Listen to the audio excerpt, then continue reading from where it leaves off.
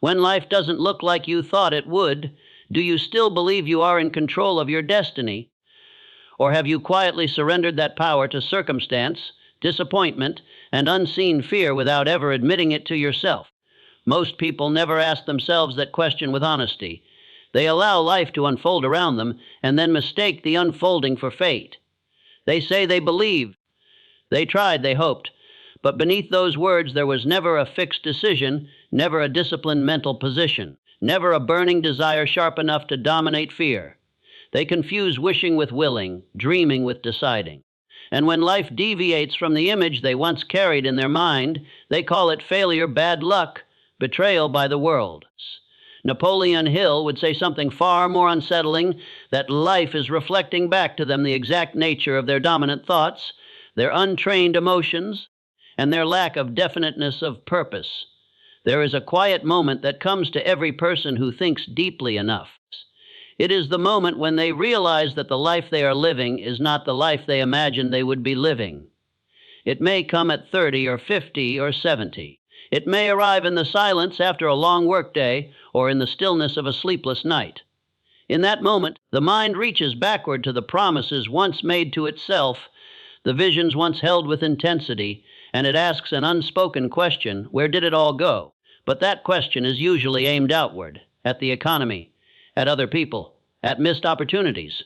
Rarely is it aimed inward, where the true answer waits. Hill taught that success is never an accident and failure is never a mystery. Both are outcomes of law, mental law, invisible law, laws that do not announce themselves loudly, but operate with mathematical precision over time. Life does not suddenly collapse into disappointment. It is slowly shaped thought by thought, habit by habit, decision by decision, until one day the outer world reveals the inner discipline or the inner chaos that produced it. When life doesn't look like you thought it would, it is not because the world changed its rules. It is because at some point you stopped consciously using them. The greatest deception people suffer under is the belief that intention alone is enough. Hill warned relentlessly against this illusion. Intention without definiteness is weakness. Desire without burning intensity is fantasy. Faith without mental discipline is superstition. The mind must be governed, directed, trained like a weapon. Otherwise it becomes a playground for fear, doubt, and drift. Drift is the silent destroyer of human potential. It does not announce itself as failure. It feels like comfort, like waiting, like being reasonable, like accepting what is. And yet drift is the condition in which life decides for you because you refuse to decide for yourself. When life does not look like you thought it would, the painful truth is that at some point you allowed drift to replace direction. You postponed decision. You diluted desire. You negotiated with fear instead of mastering it. Hill called fear the most destructive force in the human mind, not because it screams, but because it whispers. It whispers caution when courage is required. It whispers realism when imagination is needed. It whispers patience when decisive action is the only cure. Over time, those whispers become habits of thought, and those habits become character. And character, Hill taught, is destiny in motion. The mind is not a neutral instrument. It is either controlled or uncontrolled, directed or drifting, used consciously or used against its owner. When life disappoints, the disappointment is rarely sudden. It is cumulative. It is the compound interest of neglected mental discipline. Every time a person accepts a thought of limitation without challenge, that thought takes root. Every time they speak doubt aloud, they reinforce it. Every time they act without purpose, they weaken the habit of purposeful actions. And then one day they stand in a life that feels foreign, heavy, smaller than it should be, and they wonder how it happened. Hill's philosophy does not comfort the undisciplined mind. It confronts it. It demands personal responsibility at a level most people resist. He insisted that the individual is the sole master of their inner world, and therefore the primary architect of their outer one. If life does not match the vision once held, the answer is not to grieve the loss of the vision, but to examine the quality of the mental forces that were supposed to bring it into form. Faith is not belief in a result. Faith is belief in one's ability to control the mind long enough, intensely enough, to force that result into being. There is a brutal honesty required to admit that you may not have wanted your dream badly enough. that your desire may have been conditional, that you were willing to pursue it only if the road was clear, the support immediate, the progress visible. Hill distinguished sharply between a wish and a burning desire. A wish evaporates when life resists. A burning desire grows stronger under resistance. It feeds on difficulty. It interprets obstacles as signals to intensify effort, not retreat. When life doesn't look like you thought it would, the question is not whether you were talented or lucky, but whether your desire was strong enough to survive uncertainty. Autosuggestion plays its role quietly, relentlessly. The mind believes what it hears repeatedly, especially when spoken in moments of emotional vulnerability. Most people unknowingly practice negative autosuggestion every day. They rehearse their disappointments. They narrate their limitations. They repeat stories of failure until those stories become identity. Hill understood that the subconscious does not judge. It accepts. Whatever is impressed upon it through repetition, and emotion becomes directive. When life becomes smaller than expected, it is often because the subconscious has been programmed for limitation through careless thought and speech. Imagination in Hill's system is not fantasy. It is the workshop of reality. But imagination must be harnessed to purpose, or it becomes a source of anxiety and regret. An undisciplined imagination replays past mistakes and projects future fears. A disciplined imagination constructs clear mental images of desired outcomes and rehearses the emotional state of achievement.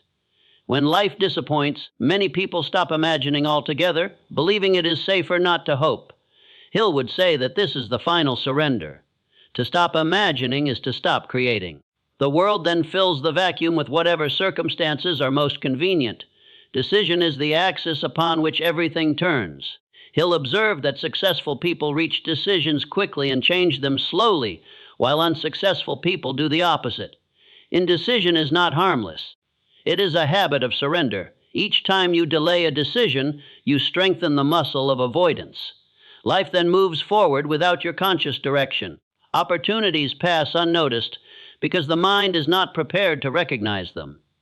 When life doesn't look like you thought it would, it is often because at critical moments you waited for certainty that never comes. Certainty is the result of decision, not its prerequisite.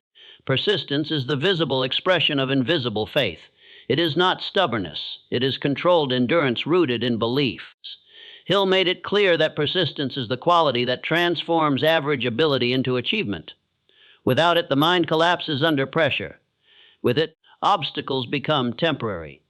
Most people abandon their purpose not because it is wrong, but because resistance exposes their lack of inner preparation.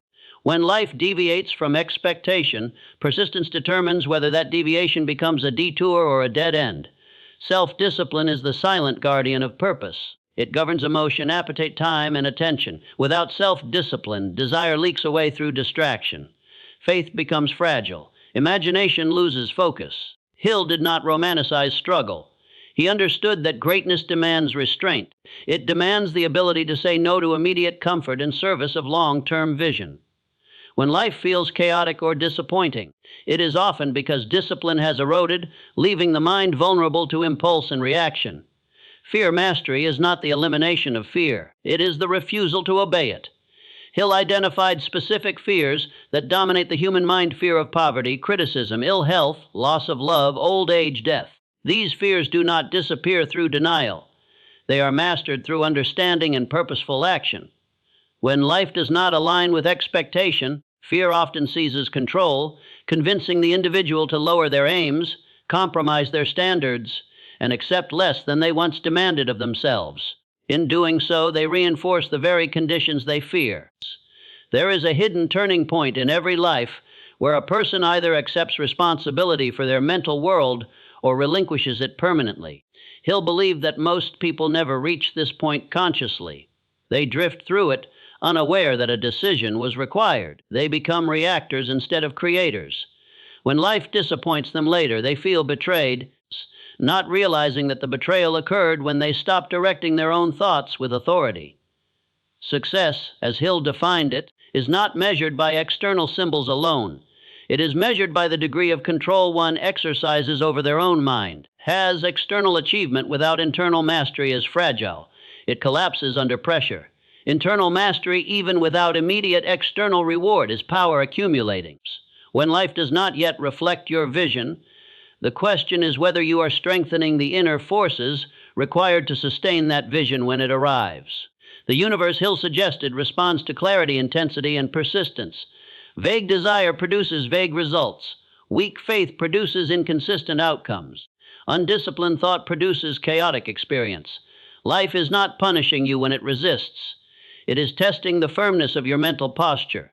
Resistance is the refining fire. It reveals whether your purpose is an ornament or a foundation. When life doesn't look like you thought it would, despair is a choice, not a verdict. It is the choice to interpret delay as denial, difficulty as defeat, uncertainty as impossibility. Hill's philosophy rejects that interpretation entirely. He saw every setback as feedback, every failure as instruction, every obstacle as evidence that the individual is operating at the edge of their current mental capacity. Growth occurs there, or not at all. There is a quiet power that emerges when a person accepts total responsibility for their inner world. Excuses dissolve, blame loses its appeal. The mind becomes alert, watchful, intentional. Thoughts are examined before being accepted. Emotions are regulated rather than indulged. Decisions are made with purpose rather than convenience. In that state, life begins to reorganize itself. Opportunities appear not because the world has changed, but because the mind is finally prepared to see and seize them. Hill emphasized that no one drifts into success. It must be seized deliberately. When life does not look like you thought it would, it is not the end of the story unless you allow it to be.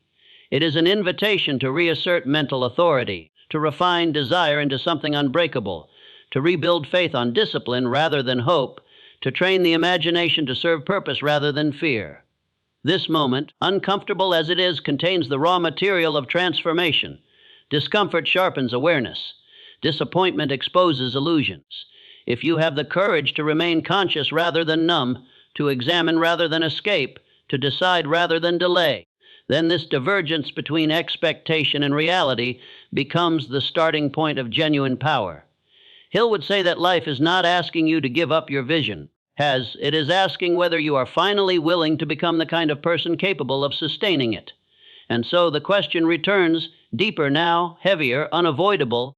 When life doesn't look like you thought it would, will you interpret that as proof of limitation or as the signal that it is time to reclaim control of your mind, your purpose, and your destiny from the inside out? When life diverges from expectation, the mind instinctively searches for relief. It wants reassurance, explanation, someone or something to blame. Yet Napoleon Hill would insist that this is precisely the moment when relief must be denied and responsibility intensified. Because the mind, when left undisciplined in moments of disappointment, does not seek truth, it seeks comfort. And comfort is the enemy of transformation. The individual who wishes to understand why life does not resemble the vision once held must be willing to endure psychological discomfort long enough to extract meaning from it. Hill spoke often of definiteness of purpose, but rarely is its absence felt more painfully than in moments of disillusionment. When life feels misaligned, it exposes whether your purpose was truly definite or merely hopeful. A definite purpose does not dissolve under pressure. It adapts, recalibrates, intensifies. An indefinite purpose collapses the moment reality demands endurance. Most people never consciously define their purpose with the clarity and emotional commitment Hill described. They adopt borrowed ambitions, vague aspirations, socially approved goals. When those collapse, the individual feels empty because there was never a personal core holding them steady. The mind cannot serve two masters. It cannot simultaneously pursue a purpose and entertain doubt about its legitimacy. Hill warned that doubt is not harmless hesitation. It is a form of divided allegiance. When life does not match expectation, doubt rushes in, offering rationalizations for retreat. It disguises itself as realism, maturity, wisdom. It says, perhaps this dream was unrealistic. Perhaps it's time to settle. Perhaps this is just how life is. And if the mind accepts these suggestions repeatedly, faith erodes. Not faith in a specific outcome, but faith in one's own creative power. Faith in Hill's system is not passive belief. It is an active mental state cultivated through repetition, emotion, and disciplined thought. When circumstances contradict belief, faith is either strengthened or exposed as superficial. Most people assume faith should eliminate difficulty. Hill understood the opposite. Faith is proven only in the presence of difficulty. When life resists, faith becomes a deliberate choice rather than a comfortable assumption. To maintain it requires conscious autosuggestion, emotional control, and refusal to indulge fear. Fear thrives in ambiguity. When expectations collapse, the future becomes uncertain, and fear rushes to fill the vacuum. Fear of failure intensifies. Fear of wasted time, fear of judgment, fear of being wrong about oneself. Hill identified fear as a mental state that paralyzes decision and weakens persistence. But fear is not eliminated by denial. It is mastered by understanding its nature. Fear feeds on uncontrolled imagination. It magnifies hypothetical disasters and presents them as inevitabilities. The disciplined mind recognizes fear's patterns and interrupts them. Autosuggestion becomes critical at this stage. The inner dialogue you engage in when life disappoints determines whether the setback becomes temporary or permanent. Most people unconsciously reinforce fear by repeatedly telling themselves stories of loss, limitation, and inevitabilities. The subconscious absorbs these narratives without question. Hill insisted that the subconscious is like fertile soil. It grows whatever is planted consistently, whether constructive or destructive. When life does not look as expected, the mind must be guarded with extreme care. Words spoken inwardly carry extraordinary power. 2. Reveals its true role during disappointment. An undisciplined imagination becomes a weapon turned inward. It replays past mistakes, constructs alternate realities of what might have been, and projects bleak futures. This form of imagination drains energy and weakens resolve. Hill taught that imagination must be harnessed deliberately. It must be directed toward solutions, not regrets. Toward revised plans, not rehearsed failures. When life diverges from vision, imagination should be employed to redesign the path, not abandon the destination. Decision is often avoided during periods of uncertainty. The individual tells themselves they need more information, more time, more clarity. Hill was uncompromising on this point. He believed indecision is one of the most destructive habits of the human mind. It creates drift, and drift allows circumstances to dictate outcomes. When life does not match expectation, decisive action becomes even more important, not less. A decision to persist, to adapt, to recommit, even in the absence of certainty, restores mental authority. Persistence is misunderstood by many as blind stubbornness. Hill defined it as sustained effort guided by intelligent adjustment. When a plan fails, persistence does not demand repetition of the same action. It demands unwavering commitment to the purpose combined with flexibility in method. Life rarely unfolds according to initial plans. Those who succeed understand that plans are temporary, but purpose is permanent. When disappointment arrives, the question is not whether to continue, but how to continue with greater intelligence and discipline. Self-discipline governs emotional response during these moments. Disappointment tempts indulgence in bitterness, in self-pity, in distraction. Hill understood that emotional indulgence weakens mental control. It surrenders the inner world to impulse. Self-discipline, by contrast, restrains reaction and preserves energy. It allows the individual to observe disappointment without becoming consumed by it, to feel frustration without letting it dictate behavior. This restraint is not repression, it is mastery. The invisible mental forces Hill described are always active, regardless of awareness. Thoughts carry vibration, emotions carry intensity. Repeated mental states attract corresponding experiences. When life disappoints, it is easy to unconsciously broadcast resentment, defeat, and hopelessness. These states attract more of the same. Hill believed that conscious control of mental vibration is essential during adversity. The mind must be tuned deliberately toward confidence, purpose, and constructive expectation, even when external evidence seems contradictory. One of the most difficult truths Hill presented is that setbacks often indicate proximity to breakthrough. Resistance increases as the mind approaches a higher level of expression. This is not mystical optimism. It is psychological law. When an individual begins to operate beyond their previous limits, internal resistance intensifies. Old habits protest, fear escalates. Circumstances test resolve. Many people retreat at this point, misinterpreting resistance as a signal to stop. Hill saw it as a signal to persist with greater discipline. Life not matching expectation does not mean the vision was wrong. It often means the individual underestimated the degree of mental transformation required to sustain that vision. Success demands a different identity, a different standard of thought, a different relationship with fear, effort, and uncertainty. The discomfort felt during disappointment is often the friction between who you have been and who you must become. Avoiding that friction preserves comfort but forfeits growth. Hill emphasized that no one achieves greatness without encountering periods of confusion and doubt. These periods are not evidence of failure. They are tests of commitment. They ask whether the individual is willing to continue without reassurance, whether they can maintain faith without immediate reward, whether they can discipline thought without external validation. Those who can pass through this psychological terrain emerge with a hardened sense of purpose. Those who cannot return to drift. When life does not look like you thought it would, there is an opportunity to rebuild your philosophy of success on firmer ground, not on expectation of ease, but on acceptance of struggle, not on hope of luck, but on confidence in mental control. Hill's philosophy is not gentle. It does not promise comfort. It promises power, but only to those willing to pay its psychological price. The price is vigilance over thought, responsibility for emotion, courage in decision, endurance in action, willingness to confront internal weakness without excuse. Most people will not pay this price. They will reinterpret disappointment as destiny and surrender their creative authority. But those who do pay it find that life begins to respond differently. Not magically, but inevitably. Life is not asking for resignation when it disappoints you. It is asking for refinement, for deeper clarity of purpose, for stronger faith anchored in discipline, for imagination sharpened into strategy, for decision made without guarantee, for persistence strengthened by adversity. When these inner forces are brought into alignment, the external world eventually follows because it has no choice but to reflect the dominant mental state of the individual. And so disappointment becomes not a verdict, but a crucible, a place where illusions are burned away and only essential truth remains.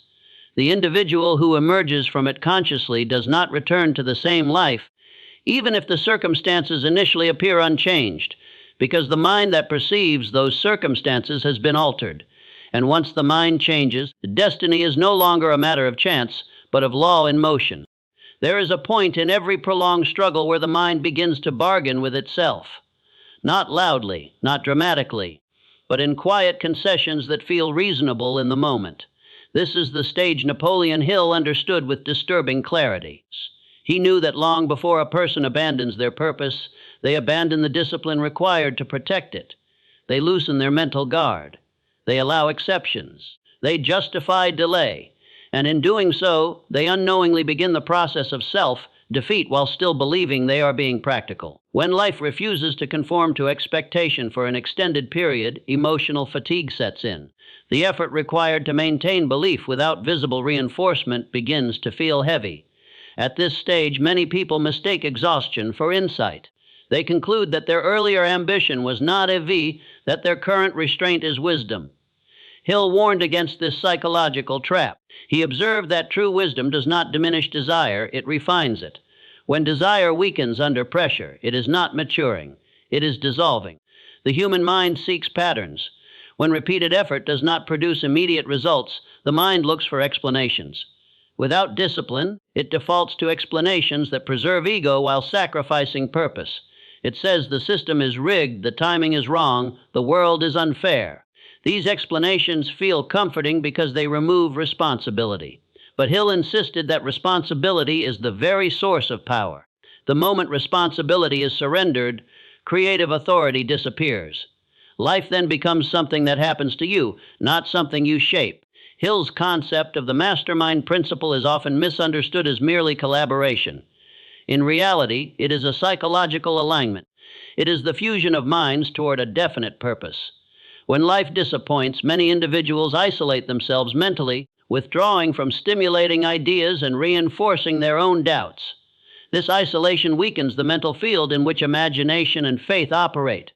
Hill believed that sustained success requires mental association with ideas and influences that strengthen belief rather than erode it. Isolation breeds stagnation. Self-discipline becomes most critical when motivation fades. Motivation is emotional. Discipline is structural. When life does not reward effort quickly, emotional energy fluctuates. Without discipline, effort becomes inconsistent. Inconsistency weakens habit. Weak habits undermine confidence. Confidence, once eroded, makes persistence feel unnatural. Hill understood that discipline must operate independently of emotional state. Action must continue whether belief feels strong or fragile. This is how belief is rebuilt. The subconscious mind does not respond to logic. It responds to repetition and emotion. During prolonged disappointment, emotional intensity often turns negative. Frustration, resentment, and self-doubt are repeated internally with feeling. These states are then impressed upon the subconscious, which begins to express them through behavior and circumstance. Hill emphasized that conscious regulation of emotion is essential. Emotional states must be redirected deliberately, not allowed to run unchecked. Imagination, when disciplined, offers a way out of stagnation. It allows the individual to conceive new methods, alternative routes, unconventional strategies. Hill credited imagination as the most powerful faculty of the human mind. Yet imagination requires energy, and energy is drained by despair. When life feels stuck, imagination often atrophies because the mind is consumed with what is rather than what could be. Reclaiming imagination requires conscious effort, a refusal to let current conditions monopolize attention. Decision, again, stands as the dividing line between those who progress and those who remain trapped. Hill noted that individuals who fail often make decisions too slowly and revise them too quickly. During disappointment, this pattern intensifies. As a tentative decision is made, then immediately questioned, then abandoned. This cycle erodes self-trust. The individual no longer believes in their own judgment. Without self-trust, action feels unsafe. Hill believed that rebuilding self-trust requires making firm decisions and honoring them, even in uncertainty. Fear of criticism emerges strongly when life does not meet expectation. The individual imagines the judgments of others, their silent evaluations, their perceived superiority. Hill identified fear of criticism as one of the most paralyzing fears because it attacks initiative. It convinces the individual to remain invisible, to avoid bold action, to conform. When dreams fade, this fear often disguises itself as humility or realism. In truth, it is submission to external opinion over internal conviction. Persistence in this phase is tested not by dramatic obstacles but by monotony. The long stretch where effort feels unnoticed, where progress is imperceptible, where routine replaces excitement. Hill understood that this is where most people quit, not because they are defeated, but because they are bored. Boredom weakens attention. Weak attention undermines effort. Effort becomes mechanical rather than purposeful. To persist here requires conscious re-engagement with purpose, a reminder of why the journey began. Hill believed that every failure carries the seed of equivalent advantage, but only to the mind trained to extract it. During disappointment, the untrained mind sees only loss. The trained mind asks what this experience is teaching about method, timing, preparation, or attitude. This inquiry shifts the individual from victim to student. It transforms failure from a verdict into instruction. Without this shift, failure accumulates as discouragement rather than insight. The invisible forces Hill described operate through consistency. Whatever mental state dominates over time becomes embodied in circumstance. When life disappoints repeatedly, it is often because an unexamined mental pattern is being reinforced. This pattern may be subtle, a habitual expectation of delay, a quiet belief that success is reserved for others, a tendency to anticipate disappointment as protection against hope. These patterns must be uncovered and dismantled deliberately. One of Hill's most unsettling assertions is that many people secretly fear success more than failure. Success demands responsibility, exposure, sustained effort, and identity change. When life does not progress as expected, the individual may unconsciously sabotage progress to avoid these demands. They remain in familiar dissatisfaction rather than confront the unknown weight of achievement. Recognizing this fear requires ruthless honesty. Life's divergence from expectation can serve as a mirror. It reflects not only external miscalculations but internal contradictions, conflicting desires, divided focus, half commitment. Hill believed that the mind must be unified around a single dominant purpose. When attention is scattered, energy dissipates. progress slows. Frustration increases. Clarifying and narrowing purpose often restores momentum, even without immediate external change. Time plays a deceptive role in discouragement. The mind interprets delay as evidence of failure. Hill rejected this interpretation. He viewed time as a testing ground. Delay separates those who merely desire from those who are committed. It exposes whether the individual is willing to sustain effort without guarantee. Those who can endure delay develop resilience. Those who cannot rationalize retreat. When life does not look like you thought it would, the temptation is to revise the dream downward rather than elevate the self upward. Hill's philosophy demands the opposite. It demands internal growth sufficient to support external ambition. This growth is uncomfortable. It dismantles old habits. It challenges identity. It requires patience and intensity simultaneously. But without it, no vision can survive. The struggle itself becomes a form of training. Each disappointment strengthens certain muscles if approached consciously: patience, focus, emotional control, strategic thinking. These qualities are not optional accessories to success. They are its foundation. Hill understood that external success without internal readiness collapses. Life may withhold reward until readiness is achieved. As this phase deepens, the individual faces a quiet but decisive choice: to interpret ongoing difficulty as proof that the path is wrong or as evidence that further refinement is required. To abandon purpose or deepen commitment. To drift or to decide again more firmly than before. Hill believed that destiny pivots on this choice, though it often feels insignificant at the time. Those who choose refinement over retreat begin to notice subtle shifts, not necessarily in circumstance, but in perception. The mind becomes sharper. Reaction slows. Thought becomes more deliberate. Emotion less volatile. These changes are the real indicators of progress, though they are easily overlooked. Life begins to respond to this internal reordering in its own time. The path Hill described was never meant to be comforting. It was meant to be effective. It strips away illusion and demands conscious participation in one's own evolution.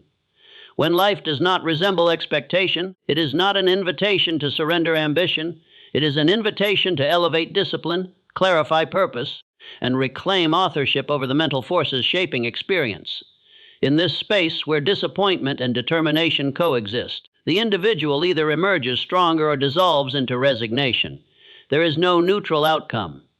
The mind is either being trained or weakened. Hill's philosophy leaves no room for ambiguity on this point. Every moment of conscious effort strengthens creative power. Every moment of unconscious drift hands that power away. And so the journey continues not as a straight ascent, but as a psychological forging. Each resistance shaping resolve. Each delay refining discipline. Each disappointment revealing the distance between intention and mastery. Those who endure this process consciously do not merely achieve different results. They become different people, capable of sustaining whatever success eventually takes form. At some point in the long interior struggle, a subtle shift occurs. The individual realizes that the real battle has never been with circumstances, timing, or other people, but with the internal standards they live by when no one is watching. This is where Napoleon Hill's philosophy becomes uncompromising. He understood that life does not reward intention, effort, or even intelligence alone. It rewards consistency of inner law, and inner law is upheld only through self-discipline applied relentlessly, especially when enthusiasm has faded and resistance has become familiar. When life does not resemble what was once imagined, standards quietly erode. Small compromises appear harmless. A missed day of effort becomes a missed week. A postponed decision becomes indefinite delay. Hill recognized that failure is rarely the result of a single catastrophic choice. It is the accumulation of tolerated negligence. Each time the individual permits themselves to fall below their own standard, the mind records that permission. Over time, the standard itself is lowered, and the individual wonders why life no longer responds with momentum. Self-discipline, as Hill defined it, is not harshness for its own sake. It is respect for one's own purpose. It is the refusal to negotiate with impulses that undermine long-term vision. When disappointment persists, impulses grow louder. The desire for distraction intensifies. The appeal of comfort strengthens. Hill understood that these impulses are not random. They are the mind's attempt to escape the discomfort of sustained effort without immediate reward. Yielding to them feels like relief but produces long-term weakness. Emotion must be governed if purpose is to survive. Emotional reactions to disappointment often dictate behavior more powerfully than conscious intention. Anger leads to impulsive decisions. Discouragement leads to withdrawal. Resentment poisons motivation. Hill taught that emotions are not enemies, but they must be directed. Undirected emotion becomes sabotage. Directed emotion becomes fuel. The same intensity that produces despair can be transmuted into determination when consciously channeled. Hill's concept of transmutation is central here. Emotional energy, particularly sexual and creative energy, must be redirected toward purpose. When life feels stagnant, energy often turns inward destructively, manifesting as anxiety or apathy. Hill believed that disciplined redirection of this energy into work, study, planning, and creative effort is essential for sustained progress. Without transmutation, energy dissipates, and the individual feels drained despite inactivity. The mind's relationship with time becomes distorted during prolonged struggle. Days blur. Effort feels repetitive. Progress seems invisible. Hill warned that this perception can erode faith if not challenged. Faith must be anchored in principle, not in daily evidence.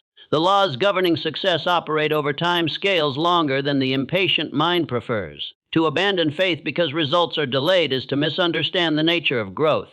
Nothing complex emerges instantly, least of all a transformed life. Imagination, when disciplined, offers renewal during stagnation. It allows the individual to mentally experience future success with emotional intensity. Hill insisted that this practice is not escapism but preparation. The subconscious must be conditioned to accept success as normal before it can be expressed externally. When life does not yet reflect the vision, the mind must hold that vision more vividly, not less. This requires effort, especially when disappointment tempts resignation. Autosuggestion reinforces this process. The words repeated to oneself shape belief. During difficulty, careless language becomes dangerous. Statements of frustration, even spoken jokingly, impress the subconscious. Hill emphasized the importance of deliberate, affirmative autosuggestion to counteract negative emotional states. This is not denial of reality, but selection of mental input. Reality is shaped by dominant thought, not by fleeting observation. Decision-making reaches a new level of importance in this phase.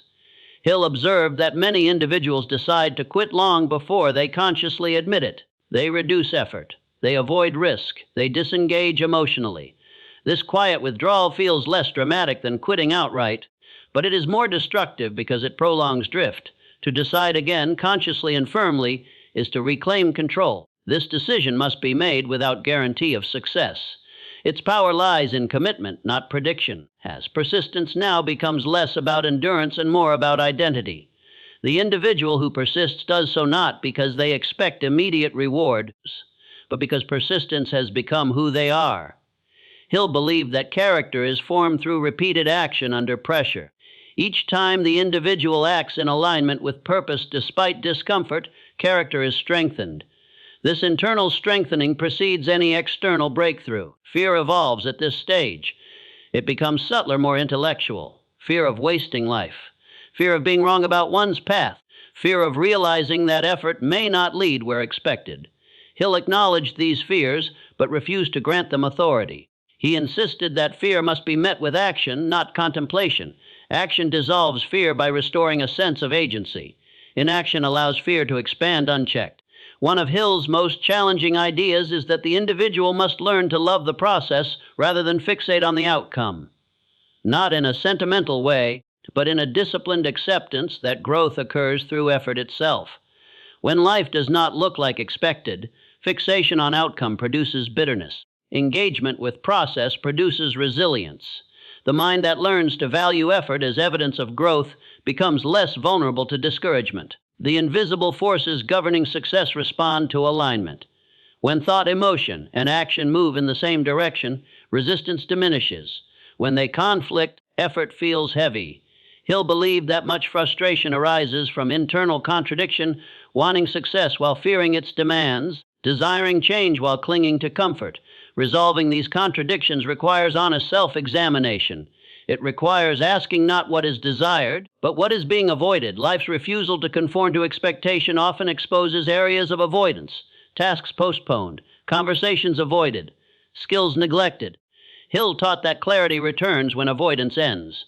Direct engagement with neglected responsibilities restores momentum. Each avoided action carries psychological weight. Completing it releases energy.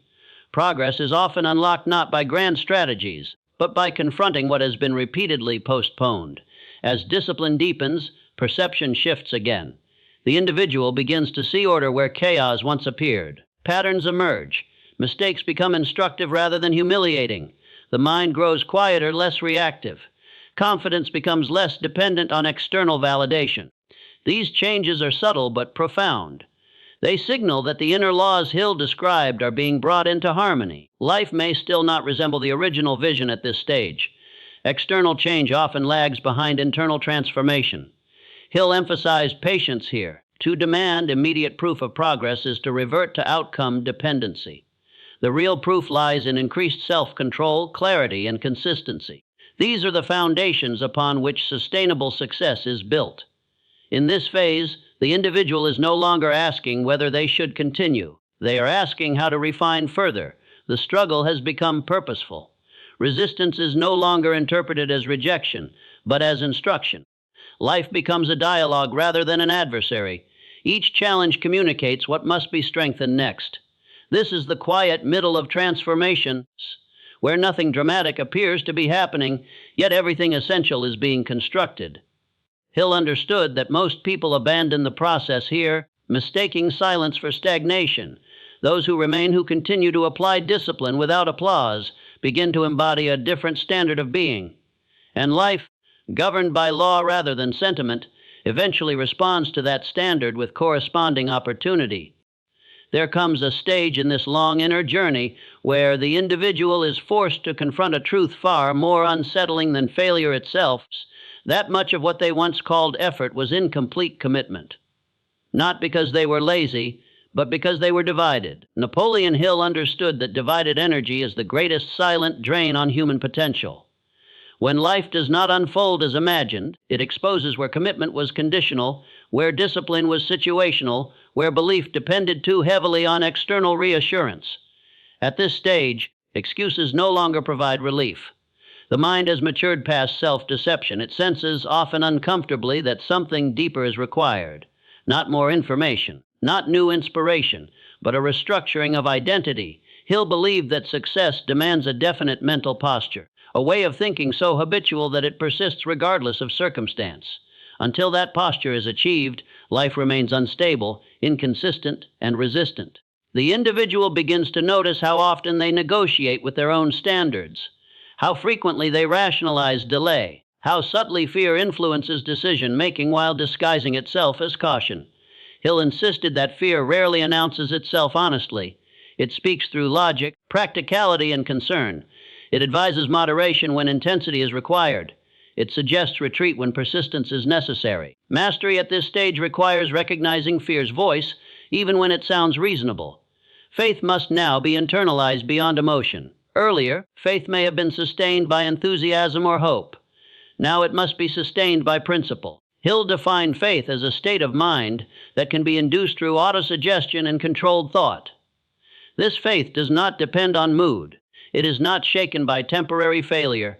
It is anchored in the understanding that the mind, when disciplined and directed, eventually produces corresponding reality. Without this conviction, persistence erodes. Autosuggestion becomes more refined here. It is no longer about repeating surface-level affirmations, but about reinforcing identity. The individual speaks to themselves not merely about what they want, but about who they are becoming. Language shifts from desire to ownership, from someday to now. Hill understood that the subconscious responds powerfully to identity-based suggestion. When a person consistently affirms disciplined action, persistence, and self-command as aspects of who they are, behavior aligns accordingly. Imagination plays a quieter but more strategic role. It is no longer consumed with vivid fantasies of success, but with rehearsals of execution. The individual imagines themselves handling pressure calmly, making decisions decisively, responding to setbacks with control. Hill believed this form of imagination conditions the nervous system. It prepares the individual to act effectively when real challenges arise. Success, then, feels familiar rather than overwhelming. Decision-making at this stage becomes cleaner. Fewer options are entertained. Distractions lose their appeal. The individual understands, often through painful experience, that focus is not about choosing what to pursue, but about choosing what to exclude. Hill taught that concentrated effort on a single dominant purpose multiplies power. Scattered effort dissipates it. When life does not resemble expectation, narrowing focus often restores direction. Persistence deepens into something quieter and more formidable. It is no longer fueled by excitement or desperation, but by resolve. The individual persists because quitting is no longer an option that feels psychologically available. Hill believed that when the mind reaches this state, resistance loses much of its power. Obstacles remain, but they no longer provoke existential doubt. They are treated as technical problems to be solved. Self-discipline now governs time with precision. Idle hours are reduced, attention is protected, energy is allocated deliberately. Hill understood that time misuse is one of the most common forms of self-sabotage. During prolonged struggle, it is tempting to seek escape in distraction. At this stage, the individual recognizes distraction as theft. Every unfocused hour delays alignment between inner readiness and external opportunity. Emotion is handled with increasing neutrality, not suppression, but command. Disappointment is acknowledged without indulgence. Confidence is maintained without arrogance. The individual no longer swings violently between hope and despair. Hill believed emotional balance is a hallmark of those approaching mastery. It allows consistent action independent of circumstance. This consistency is rare, and life responds to it accordingly. Fear, once overwhelming, now appears manageable, not eliminated but diminished. The individual sees fear as information rather than instruction. It signals where growth is required, not where retreat is justified. Hill taught that courage is not absence of fear, but decision in its presence. Repeated courageous decisions weaken fear's influence over time. The invisible mental forces Hill described begin to feel less abstract. The individual notices correlations between thought patterns and outcomes, between emotional state and opportunity, between disciplined effort and unexpected assistance. This is not coincidence, it is alignment. When thought, emotion, and action are synchronized, the individual becomes a coherent force. Life responds to coherence. Yet external results may still lag. Hill warned that this is a dangerous moment. Impatience can undo years of internal work. The temptation to demand proof, to force outcomes prematurely, to abandon subtle discipline for dramatic action can reintroduce chaos. Patience here is not passivity, it is controlled expectations. The understanding that timing is part of law, not something to be bullied. The individual begins to understand that success is not something to be chased, but something to be attracted through preparation. This reverses the earlier mindset entirely. Instead of asking when results will arrive, the individual asks whether they are becoming increasingly capable of sustaining them. This shift reduces anxiety and restores focus on controllable factors. Hill emphasized that preparation often feels unrewarded because its rewards are invisible until suddenly they are not. Skills accumulate quietly. Discipline compounds silently. Character forms without announcement. Then, when opportunity appears, it appears quickly and decisively. Those unprepared miss it. Those prepared recognize it instantly. Life seems to change suddenly, but the change was constructed gradually. At this stage, the individual is no longer seeking validation. Praise and criticism lose their influence. Hill identified independence of opinion as a critical trait of successful individuals. When life once disappointed, criticism felt threatening. Now it feels irrelevant. The individual's reference point has shifted inward. Standards are internal. Direction is self-determined. The struggle that once felt like punishment now feels purposeful. Each challenge refines skill. Each delay strengthens patience. Each obstacle reveals something still requiring mastery. Hill believed that when struggle is interpreted this way, it no longer drains energy, it focuses it. The individual stops asking why this is happening and begins asking how to use it. This is the phase where many unseen victories occur. The victory over reaction, over impulse, over doubt, over inconsistency. These victories do not announce themselves publicly, but they transform the individual fundamentally. Hill understood that outward success without these victories is unstable. With them, success becomes inevitable, though still demanding. Life may still not look exactly as once imagined, but it now feels aligned. The individual senses that they are moving with law rather than against it, that their effort is no longer wasted, even when results are delayed, that they are becoming the person capable of fulfilling their purpose, whatever final form it takes. In this state, the question is no longer whether life will eventually reflect the inner work. The question becomes how much further the individual is willing to go in refining themselves before that reflection appears. Hill would say this is the threshold, the place where most people stop just short of transformation and where a few continue quietly, relentlessly, until life has no option but to respond. There is a final reckoning that arrives not with noise, but with clarity.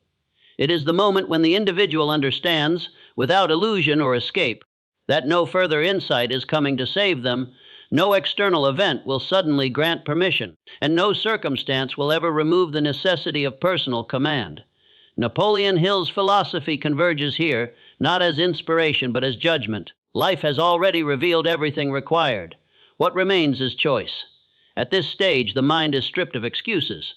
The patterns are visible now, the cycles of effort and retreat, the moments where fear disguised itself as patience, the instances where discipline was postponed in favor of comfort. There is no anger in this realization, only stark awareness.